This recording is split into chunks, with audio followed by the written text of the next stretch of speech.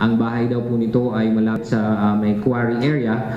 Meron pong nasawi na 4. Yung 2 po ay yung mga magulang, no, at saka yung 2 nilang anak. Inabutan ng pagguho ng lupa ang 4 na individual sa Barangay Agusan, Cagayan de Oro City dahil sa pananalasa ng bagyong Basyang. Ayon sa Office of the Civil Defense o OCD, naging mabilis ang landslide kaya hindi na nakalikas ang pamilya na naninirahan malapit sa isang quarry area.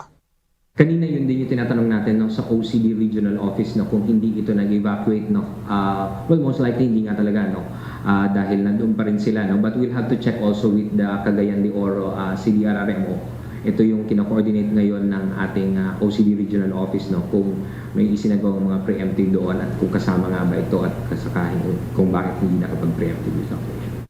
Bukod sa mga nasawi, may 3 na ring naitalang sugatan dahil sa bagyo sa Gingoog City, Misamis Oriental dahil sa pollen debris.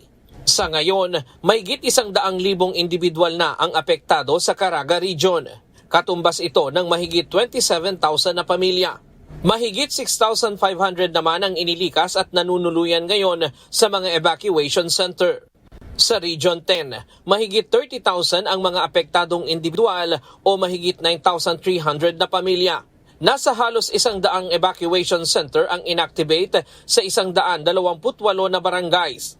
Mahigit 100 ang mga bahay na tuluyang nasira habang mahigit 700 ang partially damaged. But again, this is as of this morning, na alas 8 na report na meron pa daw mga ongoing na mga rescue operations.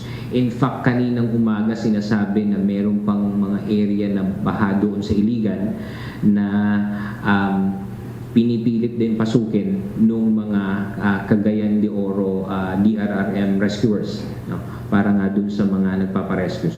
Paliwanag ng OCD, binaha ang Iligan City at ilang mga lugar sa Mindanao dahil sa posibleng saturation ng lupa. Matapos nakaranas ng mga pag-ulan sa lugar nitong nakaraang araw na epekto naman ng amihan. Ayon sa datos ng Pag-asa, umaabot ito kasi sa mahigit 200 mm na amount of rainfall, no? Kaya mataas talaga yun.